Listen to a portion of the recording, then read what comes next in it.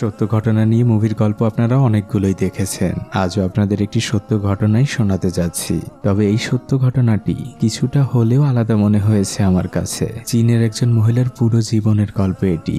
মানুষের জীবনের বাস্তবতা কতটা কঠিন হতে পারে আর মানুষ কিভাবে এই কঠিন বাস্তবতার বিপক্ষে লড়াই করে টিকে থাকে তার বাস্তব উদাহরণ এই মুভিটি। মুভির নাম টাফলি গ্রেটলি। শুধু এইটুকু বলতে পারি, এই সত্য ঘটনাটি হয়তো আপনার হৃদয়ের কোণে থেকে যাবে আজীবন। তো কথা না বাড়িয়ে চলুন মুভির মূল গল্পে যাওয়া যাক। মুভির শুরুতে চীনের খুব প্রত্যন্ত একটি গ্রামকে দেখানো হয়। কিছু অদ্ভুত ভাষায় একজন বয়স্ক ভদ্রমহিলা কিছু লিখে রাখছিলেন আর লেখাগুলোকে খুব যত্ন করে তিনি সংরক্ষণ করছিলেন। আমরা পুরো মুভি জুড়ে এই ভদ্রমহিলারই জীবনের গল্প শুনতে চলেছি তার মুখ থেকেই। ঘটনা চলে যায় অনেক বছর আগে। এই পা খুঁড়িয়ে হাঁটা প্রতিবন্ধী বাচ্চা মেয়েটি হচ্ছে ওই মহিলাটি, যার নাম ইয়েদা। ইয়েদার বাবা মা থাকা সত্ত্বেও সে সবসময় তার দাদির সাথেই থাকতো আর পৃথিবীতে তার দাদিই তাকে সব থেকে বেশি ভালোবাসতো। ইয়েদা লক্ষ্য করে সবাই স্কুলের দিকে রওনা হয়েছে, তাই ইয়েদাও যায় তার বইগুলো আনতে। দাদি তাকে বারবার মনে করিয়ে দেয়, খুব সাবধানে তুমি নদী পার হবে। অন্য বাচ্চারা তো দৌড়ে স্কুলের দিকে যেতে থাকে, কিন্তু ইয়েদা তো ভালোভাবে হাঁটতে পারতো না। সে পা খুঁড়িয়ে খুঁড়িয়ে যতটুকু সম্ভব জোরে হাঁটতে থাকে। এটা ছিল এই প্রতিবন্ধী বাচ্চা মেয়েটির প্রতিদিনের রুটিন। তাকে অনেক কষ্ট করে স্কুলে আসতে হতো, কিন্তু প্রায় দিনই তার স্কুলে আসতে দেরি হয়ে যেত। তাই শিক্ষক তাকে বলে, তুমি তো জানোই যে তুমি প্রতিবন্ধী একজন বাচ্চা, তুমি স্কুলে আসার জন্য আরো আগে বের হবে। ইয়েদার এসব কথায় মন খারাপ হতো না, কারণ এইসব কথা সে জন্মের পর থেকেই শুনে আসছে। টিফিন টাইমে অন্য বাচ্চারা যখন খেলতো, ইয়েদা চুপচাপ বসে তাদের খেলা দেখতো। তার মনে মনে অনেক আফসোস হলেও সে শুধু চুপচাপ বসেই থাকতো। স্কুল শেষে ইয়েদা বাড়ি ফিরে এক ধরনের প্রাচীন দাই লিখত। দাই হচ্ছে চীনের খুব আদি এক সংস্কৃতি, যেটা সবাই বুঝতো না এবং লিখতেও পারতো না। ইয়েদার দাদি ইয়েদাকে এগুলো শিখিয়েছেন আর বলতে পারেন এটা ইয়েদার সব থেকে প্রিয় কাজ।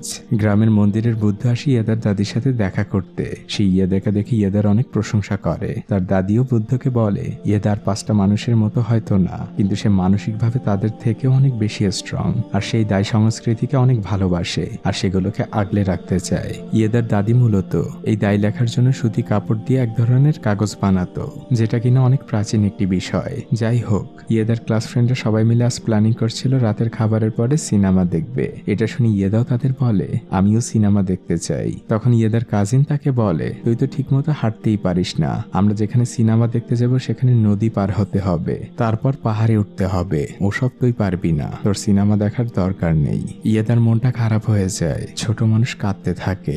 রাতের বেলা ইয়েদা যখন দাদির সাথে প্রার্থনা করছিল, তখন সে দূর থেকে দেখতে পায় তার বন্ধুরা সিনেমা দেখার জন্য বাসা থেকে দৌড়ে যাচ্ছে। ছোট মানুষ ইয়েদা, তারও প্রচন্ড ইচ্ছে হয় সিনেমা দেখার, কারণ সে আগে কখনো সিনেমা দেখেনি। তাই সে পা খুঁড়িয়ে খুঁড়িয়ে রওনা হয়ে যায় সিনেমা দেখার জন্য। জঙ্গলের পথ পাড়ি দিয়ে যখন সে নদীর ধারে পৌঁছায়, তখন এই বাচ্চা মেয়েটি অনেক চেষ্টা করতে থাকে নদীটা পার হবার, কিন্তু সে যতবারই চেষ্টা করছিল প্রত্যেকবারই সে ব্যর্থ হচ্ছিল।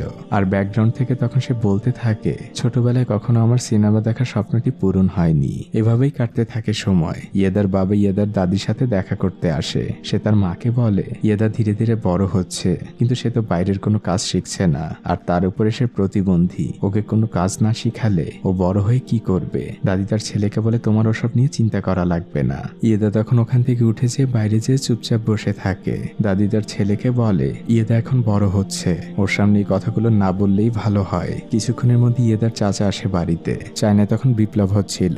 ইয়েদার চাচা তখন ছিল গ্রামের রাজনৈতিক প্রধান। তারা পুরনো দায় সংস্কৃতিকে নষ্ট করতে চায়, তারা ধর্মনিরপেক্ষ চায়না বানাতে চায়। তাই ইয়েদার চাচা তার মায়ের কাছে প্রাচীন দায় লেখা বইগুলো চায়, যাতে সে ওই বইগুলো সরকারের কাছে জমা দিতে পারে। কিন্তু ইয়েদার দাদি তাকে দিতে একদমই রাজি না। পরদিন ইয়েদাকে নিয়ে তার দাদি বুদ্ধের কাছে টেম্পলে যায় আর তার ছেলের বিষয়টা খুলে বলে। তখন বুদ্ধি ইয়েদার দাদিকে বলে, আমাদের চোখ কান খোলা রাখতে হবে, ওরা দায় সংস্কৃতিকে ধ্বংস করতে চায়। ইয়েদার দাদি ইয়েদাকে নিয়ে বাড়ি ফিরে আসে। রাতের বেলা দাদি ইয়েদাকে দায় পড়ে শোনাচ্ছিল আর ইয়েদা মুগ্ধ হয়ে সেগুলো শুনছিল। পরদিন সকালবেলা গ্রামের মাইকে ঘোষণা করা হচ্ছিল, যার কাছে যত দায়ের বই আছে না কেন সবগুলো অফিসে জমা করতে। কিছুক্ষণের মধ্যেই ইয়েদার দাদির বাসায় বুদ্ধ এবং অন্য একজন লোক আসে। তার ইয়েদার দাদিকে বলে, আপনার কাছে যে প্রাচীন দাইগুলো রয়েছে ওগুলো যেভাবেই হোক না কেন আপনাকে লুকিয়ে ফেলতে হবে। আমরা এখন সবাই অনেক বিপদের মধ্যে রয়েছি, তবে ওরা যদি এই দাইগুলো পায় তাহলে সবকিছু ওরা পুড়িয়ে ফেলবে। ইয়েদাই সকল কথাই শুনছিল। কিছুক্ষণের মধ্যে ইয়েদার দাদি খুব তাড়াহুড়ো করে ওই দাইগুলোকে লুকিয়ে ফেলে। পরদিন দেখা যায় ইয়েদার দাদির বাড়ি পুরো তছনছ হয়ে গিয়েছে, কারণ প্রাচীন দাইগুলো খোঁজার জন্য পুরো বাড়ি তল্লাশি করা হয়েছে। যার নেতৃত্বে ছিল তার ছোট ছেলে। সেখানে কিছু না পেয়ে ছোট ছেলে যায় তার বড় ভাইয়ের বাড়ির উদ্দেশ্যে, অর্থাৎ ইয়েদার বাবার বাড়ি তল্লাশি করতে। গ্রামের লোকজনও সেদিকে যাচ্ছে। এটা শুনে ইয়েদা তার নিজ বাড়ির দিকে পা খুঁড়িয়ে খুঁড়িয়ে হাঁটতে থাকে। বাচ্চা মেয়েটা বারবারই পড়ে যাচ্ছিল, কিন্তু সে যখন তার বাড়ির সামনে পৌঁছায় সেখানে অনেক মানুষের ভিড় ছিল। তার বাড়ি থেকে অনেকগুলো প্রাচীন দাই উদ্ধার করা হয়েছে। সেগুলো একটি গাড়িতে ভরা হচ্ছিল। রাতের বেলা ইয়েদা দাদির পাশে চুপচাপ বসেছিল। দাদি তখন ইয়েদাকে বলে, কাল থেকে তুমি কয়েকদিন তোমার বাবা মায়ের সাথে থাকবে, আমার কিছু কাজ রয়েছে। পরদিন সকালবেলা দাদি যখন পার্টি অফিসের সামনে যায়, সে দেখতে পায় একজন লোক সেই পুরনো দাইগুলোকে আগুনে পোড়াচ্ছিল, আর সেই আগুন দিয়ে সে সিগারেট ধরাচ্ছিল, যেটা দেখে দাদি খুবই কষ্ট পান। তার চোখে পানি চলে আসে, কারণ এগুলো তাদের অতি প্রাচীন ঐতিহ্য। এদিকে ইয়েদা তার বাড়িতে এসেছে। সে দরজার সামনে চুপচাপ বসে থাকে, কারণ সে তার দাদিকে অনেক মিস করছিল। আর এদিকে দাদি মূলত ওই অফিস থেকে কিছু দায় উদ্ধার করার চেষ্টা করছিলেন। রাতের বেলা দাদি আর নাতনি মিলে সেই উদ্ধার করা কিছু দায় গোপন একটি জায়গায় লুকিয়ে রাখে। পরদিন সকালবেলা ইয়েদা জঙ্গলের পথ দিয়ে হাঁটছিল, আর অন্যদিকে দাদি বাজার থেকে গ্রামে ফিরছিলেন। ইয়েদা একটি ময়ূরকে ফলো করছিল, আর তখন হঠাৎই ইয়েদা একটি শব্দ শুনতে পায়। তার সবকিছু থমকে যায়। ইয়েদার দাদিকে বহন করা গাড়িটি খাদ থেকে নিচে পড়ে গিয়েছে। ইয়েদার দাদি সেখানেই মারা যায়। গ্রামের সবাই এসেছে ইয়েদার দাদিকে শেষবারের মতো দেখতে। এরপর ইয়েদার দাদির শেষকৃত্য অনুষ্ঠান শেষে সবাই যে যার ঘরে ফিরে যায়, কিন্তু ইয়েদা সেখানেই চুপচাপ দাঁড়িয়ে থাকে। আর তখন ব্যাকগ্রাউন্ড থেকে ইয়েদা বলে, আমার ছোটবেলা নামক জিনিসটি এই দিন থেকেই হারিয়ে গিয়েছিল। এভাবেই কেটে যায় অনেকগুলো বছর। ইয়েদা এখন অনেক বড় হয়ে গিয়েছে। সেই ছোট্ট ইয়েদা এখন একজন যুবতী মেয়ে। সে এখনো তার দাদির শেখানো সেই দায়গুলোকে লিখে রাখে। আজ তার লেখা দায় নিয়ে সে শহরে যায়, কারণ এখন চায়নায় সেই হারিয়ে যাওয়া দায়গুলোকে সংরক্ষণ করা হচ্ছে। লোকগুলি ইয়েদার লেখা দায়গুলোর অনেক প্রশংসা করে। তারা ইয়েদাকে তাদের সাথে শহরে যাওয়ার জন্য বলে, কিন্তু ইয়েদা সেখান থেকে চুপচাপ বেরিয়ে যায়। বাড়ি ফিরে সে তার বাবা মায়ের ভুট্টা খেতে কাজ করছিল। সেই পথ দিয়ে তখন কিছু চাইনিজ সৈনিক যাচ্ছিল। ইয়েদার রূপে মুগ্ধ হয়ে তারা ইয়েদার সাথে কথা বলার চেষ্টা করছিল। তখন তাদের পেছনে দাঁড়িয়ে থাকা একজন অফিসার বিষয়টি লক্ষ্য করে। তখন সে ঝাড়ি দিয়ে সৈনিকগুলোকে সেখান থেকে চলে যেতে বলে, আর সেও তাদের পিছু পিছু হাঁটতে থাকে। ইয়েদা বিষয়টি লক্ষ্য করে, আর এই দুজন মানুষের সাথে প্রথম চোখাচোখি হয়। এই অফিসারের নাম ছিল জহুয়া। ইয়েদা বাসায় ফিরে দায় লিখছিল। তখন কেউ তাকে নিচ থেকে ডাক দেয়, যেখানে একটি পার্সেল রেখে গেলাম। ইয়েদা যখন সেখানে যায় তখন সেখানে কেউ ছিল না, শুধু পার্সেলটা পড়েছিল। ইয়েদা সেই পার্সেলটা খুলে দেখতে পায় এটা ছিল একটি সিনেমার টিকিট। ইয়েদা সেই সিনেমা হলে যায়, যেখানে তখন চাইনিজ সৈনিকরাও সিনেমা দেখছিল, আর তাদের মধ্যে সেই জহুয়া নামক অফিসারটিও ছিল। ইয়েদার সাথে জহুয়ার আবারও দেখা হয়, আর তাদের দুজনের চোখ দেখে আমরা বুঝতে পারি এই দুজন মানুষ দুজনকেই অনেক পছন্দ করেছে। পরদিন ইয়েদা বসে বসে দায় লিখছিল। তখন হঠাৎই তার দরজায় কেউ কড়া নাড়ে। জহুয়া তার সাথে দেখা করতে এসেছে। ইয়েদা খুবই অবাক হয়ে যায়। জহুয়া ইয়েদাকে বলে, হয়তো আমাদের সাথে আর কখনোই দেখা হবে না, আমাকে যুদ্ধে যেতে হবে, কিন্তু আমার মনের কথাগুলো আপনাকে জানাতে চাই। আমি আপনাকে অনেক পছন্দ করি, আর আপনার ওই পায়ের সমস্যাটা আমার কাছে কোনো সমস্যা না। আমি আপনাকে যতবার দেখি আমার কাছে মনে হয় আপনি আগের থেকে আরো বেশি সুন্দর হয়ে গিয়েছেন। ইয়েদা অনেক লজ্জা পাচ্ছিল। সে জহুয়াকে বসতে বলে। জহুয়া বসে ইয়েদার লেখা দায়গুলোকে দেখে, আর এই প্রাচীন সংস্কৃতি দেখে সে খুবই অবাক হয়। কিন্তু জহুয়া ইয়েদার কাপড়ের উপর বসেছিল, তাই ইয়েদা বেশি একটা নড়াচড়া করতে পারছিল না। জহুয়া সরাসরি ইয়েদাকে বিয়ের প্রস্তাব করে। ইয়েদার চোখ দুটো বড় বড় হয়ে যায়। তার ছোটবেলায় সেই প্রার্থনার কথা মনে পড়ে যায়। সে এমন কাউকেই তো তার জীবনসঙ্গী হিসেবে চাইতো। ইয়েদা তার বাসায়ও বিষয়টি জানায়। সবাই জহুয়াকে অনেক পছন্দ করে। ইয়েদা অনেক খুশি ছিল। তখনই বাইরে থেকে কারো ডাক আসে। ইয়েদা তাড়াতাড়ি করে ছুটে যায়। একজন সৈনিক এসেছে। সে একটি চিঠি রেখে বলে, এটা আপনার জন্য। সৈনিকটি চলে যায়। ইয়েদা চিঠিটি হাতে নেয়। ইয়েদা খুব তাড়াহুড়া করে চিঠিটি খোলে। চিঠিটি ছিল জহুয়ার। চিঠিতে লেখা ছিল, ইয়েদা, আমি তোমাকে জানিয়ে যুদ্ধে যেতে পারিনি, কারণ আর্মির কিছু রুলস রয়েছে। তুমি যখন এই চিঠিটি পড়ছো আমি তোমার থেকে অনেক দূরে, তবে আমি তোমাকে কথা দিচ্ছি আমি যুদ্ধ থেকে ফিরে আমাদের পূরণ না হওয়া সকল স্বপ্ন পূরণ করব। ইতি তোমার জহুয়া। চিঠি পড়া শেষে ইয়েদা অনেক কাঁদছিল। এভাবেই মনমরা হয়ে ইয়েদার দিন কাটতে থাকে। একদিন ইয়েদার বাবা ইয়েদাকে ডেকে বলে, শহরের কালচারাল সেন্টার থেকে তোমাকে ডেকে পাঠিয়েছে কিছু দায়ী অনুবাদ করার জন্য। পরদিন ইয়েদা যখন বের হয়, গ্রামের পোস্টমাস্টার ইয়েদাকে ডাক দেয়। ইয়েদার চিঠি এসেছে। ইয়েদা তো খুবই এক্সাইটেড হয়ে যায়, কারণ এটা ছিল জহুয়ার চিঠি। জহু ইয়েদাকে লিখেছে, আমি জানি তুমি আমাকে অনেক মিস করছো, কিন্তু এখানের পরিস্থিতি মোটেও ভালো না। যুদ্ধ অনেক ভয়ানক রূপ নিয়েছে, জানি না বেঁচে ফিরবো কিনা। আমার একটি ছবি পাঠালাম, এটা যত্ন করে তোমার কাছে রেখে দিও। ইয়েদা ছবিটির উপরে পরম মমতা নিয়ে হাত বোলাতে থাকে। এভাবেই কাটতে থাকে সময়। ইয়েদা এখন সারাদিন সেই পুরনো কিছু দায় ট্রান্সলেট করতে থাকে। সে খাবার সময়টাও ভুলে যায়। আর ইয়েদার এই অক্লান্ত পরিশ্রমের কথা স্থানীয় পত্রিকায় ছাপা হয়। তখন দূর দূরান্ত থেকে ইয়েদার জন্য চিঠি আসতে শুরু করে শুভকামনা জানিয়ে। ইয়েদা এখন আর সেই চিঠিগুলো পড়ার সময় পায় না, কিন্তু ইয়েদা যে চিঠির অপেক্ষা করছে সেই চিঠি আসার কোনো খবর নেই। হঠাৎই একদিন ইয়েদার চোখে একটি চিঠি পড়ে। সে তাড়াহুড়া করে চিঠিটি বের করে। এটা ছিল জহুয়ার চিঠি। ইয়েদা তাড়াহুড়া করে চিঠিটি খোলে। চিঠির লেখাগুলো ছিল এমন, ইয়েদা, হয়তো তোমার আমার লেখাগুলো পড়তে কষ্ট হবে, কারণ কাঁপা কাঁপা হাতে আমি তোমাকে চিঠি লিখছি। আমার শরীরে গুলি লেগেছে, তাই ঠিকভাবে লিখতে পারছি না। তবে আজ আমার সেই পুরনো দিনের স্মৃতিগুলোকে মনে পড়ছে। সেই ভুট্টো ক্ষেতের কথা, তোমাকে প্রথম দেখা, ওই স্মৃতিগুলোকেই আজ মনে হচ্ছে ওগুলো আমার জীবনের সব থেকে বড় অর্জন। আই উইশ আবার ফিরে যেতে পারতাম ওই সময়। তবে সত্য কথা হচ্ছে, এটাই হয়তো তোমার কাছে লেখা আমার শেষ চিঠি। আমরা খুব অল্প কয়েকজন সৈনিক বেঁচে আছি, হয়তো আর কিছুক্ষণই যুদ্ধ করে টিকে থাকতে পারবো, কিন্তু আমরা আমাদের শেষ লড়াইটা লড়বো। তোমার সাথে আর হয়তো কোনোদিন দেখা হবে না, তবে তুমি তোমার জীবনটাকে সুন্দর করে সাজিও, এটা আমার ইচ্ছা। তবে একটা আফসোস থেকে গেল, তোমাকে যদি একবার আমি আমার মাকে দেখাতে পারতাম। তার খুব ইচ্ছে ছিল তোমাকে দেখার। তোমার অনেক গল্প করেছি তাকে, কিন্তু মানুষের জীবনে সব ইচ্ছে পূরণ হয় না। তুমি ভালো থেকো, ইতি জহুয়া। চিঠি পড়া শেষ হয়। ইয়েদা হাতের মুঠোয় চিঠিটি চেপে ধরে কাঁদতে থাকে। এভাবেই কেটে যায় অনেকগুলো দিন। একদিন ইয়েদার বাসায় একজন লোক আসে। সে ইয়েদাকে বলে, আমার নাম লিও, আমি রুইজিন থেকে আপনাকে চিঠি পাঠাতাম। ইয়েদা কিছুটা অপ্রস্তুত হয়ে যায়। সে দুটো বড় চিঠির বাক্স বের করে। সেখানে ছিল অনেকগুলো চিঠি। লোকটি তার চিঠিগুলোকে দেখিয়ে দিচ্ছিল। আসলে ইয়েদা কখনোই চিঠিগুলো খুলেও দেখেনি। লোকটি ইয়েদাকে বলে, আমি আপনার পা ভালো করতে চাই। ইয়েদা বলে, এটা কখনোই সম্ভব না। ইয়েদা লোকটিকে চলে যেতে বলে, কিন্তু লিও নামক লোকটি নাছর বান্দা। সে ইয়েদার বাবাকেও ম্যানেজ করে। ইয়েদার বাবা এসে ইয়েদাকে জানায়, ছেলেটি তো অনেক ভালো, সে তোমার পা ঠিক করতে চায়, তোমার সকল দায়িত্ব নিতে চায়। কিন্তু ইয়েদা এসব কোনো কথাই শুনতে রাজি না। ইয়েদা বাসায় ফিরে আসার পরেও তার বাবা মা জানায়, ছেলেটা এই গ্রামেই তোমার জন্য থেকে গিয়েছে, তুমি চাইলে ভেবে দেখতে পারো। কিছুক্ষণের মধ্যে সেই ছেলেটি ইয়েদাদের বাসায় আসে। সে ইয়েদাকে বলে, আপনাকে কিছু কথা জানানোর রয়েছে। আমি জানি কেন আপনি আমাকে ফিরিয়ে দিচ্ছেন। আপনি জহুয়ার জন্য অপেক্ষা করছেন। লোকটি জহুয়ার আর্মির ব্যাচ নাম্বারও বলে। ইয়েদা অনেক অবাক হয়ে যায়। লিও বলে, আমি জহুয়ার ছোটবেলার বন্ধু। আপনার কথা আমি জহুয়ার কাছ থেকেই শুনেছি, কিন্তু আমরা সবাই জহুয়ার আশা ছেড়ে দিয়েছি। আমরা ওর লাশ পাইনি ঠিকই, কিন্তু ও বেঁচে থাকলে এতদিনে ফিরে আসতো, আর ও সবসময় আপনাকে হাসি খুশি দেখতে চাইতো। আর সেই কথা সে আমাকেও বলেছিল। এভাবেই কাটতে থাকে সময়। ইয়েদার সাথে লিওর এখন খুব ভালো বন্ধুত্ব হয়েছে। ইয়েদা তার ছোটবেলার সকল কষ্টগুলোকে সে লিওর সাথে শেয়ার করতে থাকে। লিও তাকে যথেষ্ট পরিমাণে মানসিক সাপোর্ট দিতে থাকে। ধীরে ধীরে লিও ইয়েদার ভরসা অর্জন করতে থাকে। লিও ইয়েদাকে নিয়ে সাইকেলে করে পাহাড়ি পথ পাড়ি দিতে থাকে। অনেক কষ্ট হচ্ছিল লিওর। ইয়েদাও বিষয়টি লক্ষ্য করছিল, আর সে লিওর জায়গায় কল্পনা করছিল জহুয়াকে। কল্পনা যখন শেষ হয়, ইয়েদা তখন লিওর ঘাম মুছিয়ে দেয়। তখন লিও ইয়েদাকে বলে, আমি তোমার দুটো পা হয়ে তোমার জীবনে থাকতে চাই। লিও একজন দায়িত্ববান পুরুষের মতো ইয়েদার সকল খেয়াল রাখছিল, যেটা দিন দিন লিওর প্রতি ইয়েদার ভরসা বাড়িয়ে চলছিল।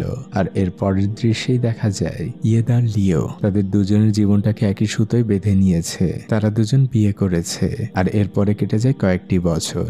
ইয়েদার কোলজুরে এক ফুটফুটে মেয়ে সন্তান। ইয়েদার এই বাচ্চা মেয়েটির নাম ইপিং। কিন্তু এতটা বছরে সময়ের সাথে বাস্তবতাও অনেক বদলে গিয়েছে।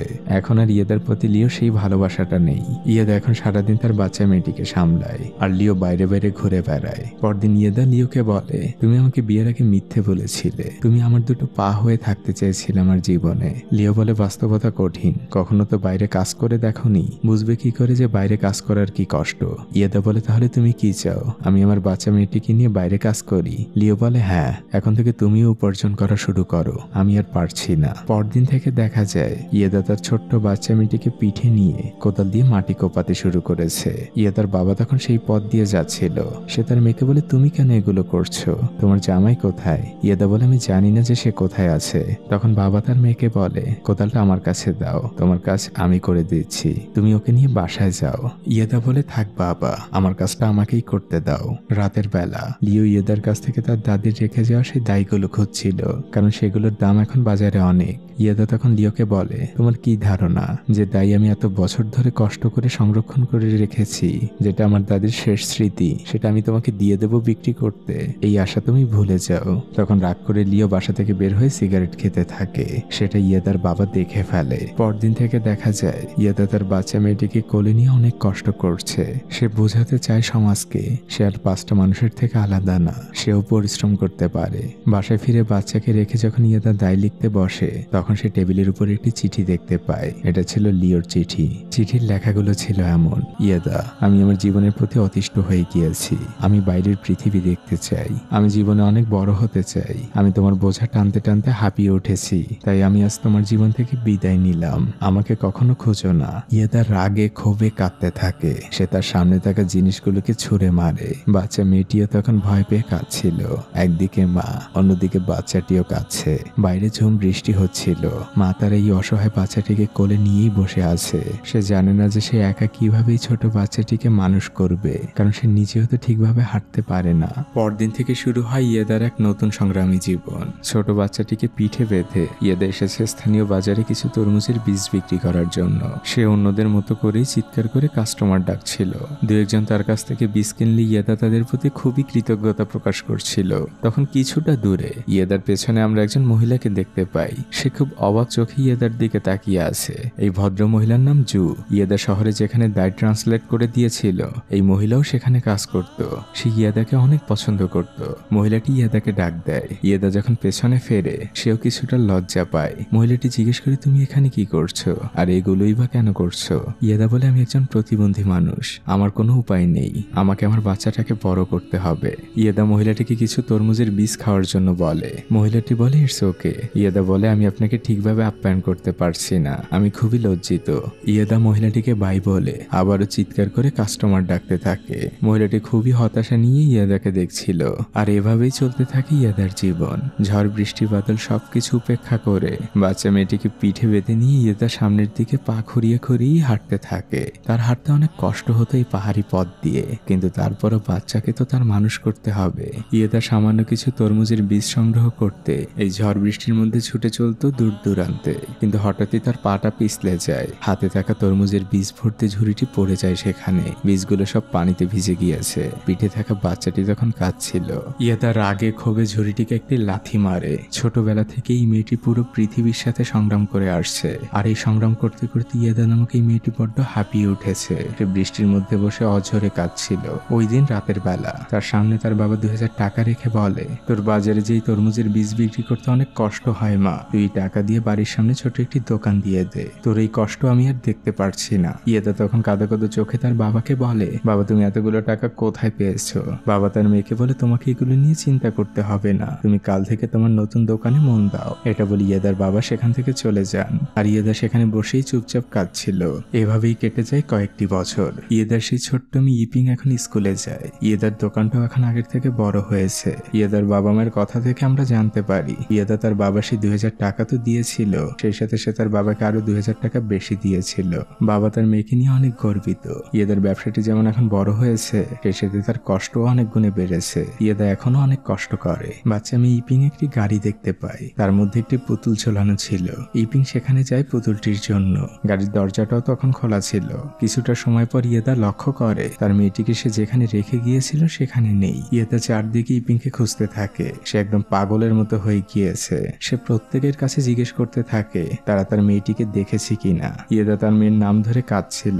এদিকে সেই গাড়িটি শহর থেকে অনেকটা দূরে চলে গিয়েছে। কিন্তু এতক্ষণে গাড়ির মালিক লক্ষ্য করলো গাড়ির পেছনের সিটে একটি বাচ্চা মেয়ে শুয়ে আছে। সে পুতুলটিকে জড়িয়ে নিয়ে ঘুমিয়েছিল। সাথে সাথে লোকটি গাড়ি ব্রেক করে। এদিকে ইয়েদা স্থানীয় রেডিও স্টেশনে এসে প্রচন্ড কান্নাকাটি করছে। সে যে কোনো মূল্যে তার বাচ্চাকে ফিরে পেতে চায়। ওই বাচ্চাই তার জীবনের একমাত্র অবলম্বন। মাইকে বারবার ইপিং এর হারিয়ে যাওয়ার খবর প্রচার করা হচ্ছিল। কিছু সময়ের মধ্যে ওই স্টেশনের সামনে সেই গাড়িটি এসে থামে। আর ইপিং গাড়ি থেকে নেমে মা বলে চিৎকার করে ওঠে। ইয়েদা যেন তার প্রাণ ফিরে পেয়েছে। সে তার মেয়েকে শক্ত করে জড়িয়ে ধরে অনেক কাঁদছিল।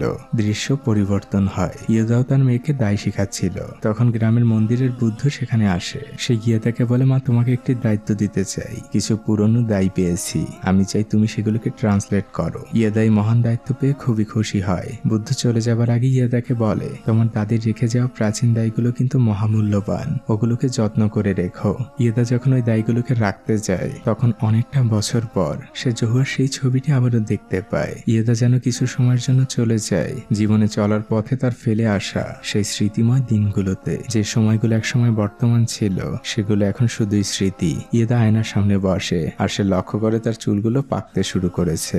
এভাবেই কেটে যায় অনেকগুলো বছর। এখন ইয়েদার বেশিরভাগ চুলই পেকে গিয়েছে, তাকে এখন চশমা পড়তে হয়, কিন্তু এখনো সে দায় ট্রান্সলেট করে। ইয়েদার সেই দোকানটি এখনো আগের মতোই আছে। ইয়েদার মা আসে তার মেয়েকে খাবার দিতে। সে ইয়েদাকে জিজ্ঞেস করে ইপিং কেমন আছে আর ও কবে আসবে। ইয়েদা বলে ওর পড়াশোনা শেষ হয়ে গিয়েছে, ও এখন একটা ছোট চাকরিও করে আর সামনের ছুটিতেই ও আমাদের এখানে আসবে। পরের দৃশ্যে আমরা দেখতে পাই সেই ছোট্ট ইপিং এখন অনেক বড় হয়ে গিয়েছে। সে তার বয়ফ্রেন্ডের সাথে গাড়িতে করে তার গ্রামের দিকে যাচ্ছে। এদিকে ইয়েদা এখনো তার দাদির সেই পুরনো ঐতিহ্য ধরে রেখেছে। সে তার দাদির মতো করেই সুতি কাপড় দিয়ে কাগজ তৈরি করে, সেগুলোকে সে রোদে শুকায়। ইয়েদা এসব কাজ করছিল আর তার মায়ের সাথে গল্প করছিল। কিছুক্ষণের মধ্যেই ইপিং দৌড়ে বাড়ির মধ্যে ঢোকে আর তার মাকে জড়িয়ে ধরে। মা খুশিতে তার মেয়েকে বলতে থাকে, আমার সেই ছোট্ট মেয়েটা কত বড় হয়ে গিয়েছে। ইপিং এর মার দাদি অনেক খুশি ইপিংকে এতদিন পর দেখে। কিছু সময় পর ইপিং তার বাইরে দাঁড়িয়ে থাকা বয়ফ্রেন্ডকে ডাক দেয়। এই ছেলেটির নাম লি। লিকে দেখে ইপিং এর মার দাদি খুশি হন। এরপরে ইপিং লিকে নিয়ে তার মায়ের দাদির সেই ছবির সামনে যায়। তাদের শত বছরের পুরনো দায় সংস্কৃতির সেই বইগুলো ইপিং লিকে দেখায়। লি খুবই আগ্রহ প্রকাশ করে আর খুবই অবাক হয়। সেই সাথে সে অনেক প্রশংসাও করতে থাকে, যেটা শুনে ইপিং এর মা ইয়েদা অনেক খুশি হয়। রাতের বেলা মেয়ে ইপিং তার মা ইয়েদার সাথে শুয়েছিল।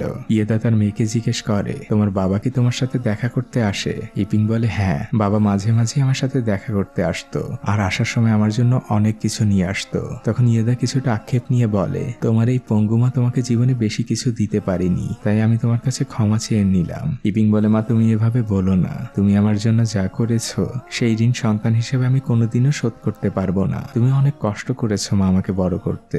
পরদিন সকালবেলা পরিবারের সবাই একত্রিত হয়ে বসেছে। ইয়েদা সবাইকে ইপিং আর লির ভালোবাসার কথা জানায়। ইয়েদা বলে ওরা দুজন অনেক বছর একসাথে পড়াশোনা করেছে আর এখন একসাথে চাকরিও করছে। ওরা দুজন দুজনকে ভালোভাবেই বোঝে। ওদের বিয়ে নিয়ে আমার কোনো আপত্তি নেই। ইয়েদার বাবা অর্থাৎ ইপিং এর দাদা তখন লিকে বলে, আমাদের ডাই গোষ্ঠীর কিন্তু একটি নিয়ম রয়েছে, বিয়ের পর তোমাকে কমপক্ষে 3 বছর এখানে থাকতে হবে আর আমাদের সাথে মাঠে ঘাটে কাজ করতে হবে, না হলে তোমার সাথে আমাদের মেয়ে বিয়ে দিব না। লির মুখটা কিছুটা শুকিয়ে যায়। দাদি বলে, ছেলেটাকে ভয় কেন দিচ্ছ, এসব কিছুই মানতে হবে না। ফাইনালি লি আর ইপিং এর বিয়ে ঠিক হয়ে যায়। তারা দুজনেই অনেক খুশি। পরদিন ইয়েদার দোকানে সেই জু নামক মহিলাটি আসে। ইয়েদার দায় সংস্কৃতি নিয়ে লেখা প্রথম বইটি প্রকাশ পেয়েছে। তারই একটি কপি জু নামক মহিলাটি ইয়েদাকে দিতে এসেছে আর তাকে তার বইটি দিয়ে বলে, তুমি একটু ভালো করে পড়ে দেখো, কোনো ভুল ত্রুটি বা পরিবর্তন করা লাগবে কিনা আমাকে জানিও। ইয়েদা তার নিজের লেখা বইটি পরম মমতা নিয়ে স্পর্শ করে। পরদিন ছিল গ্রামের উৎসবের দিন।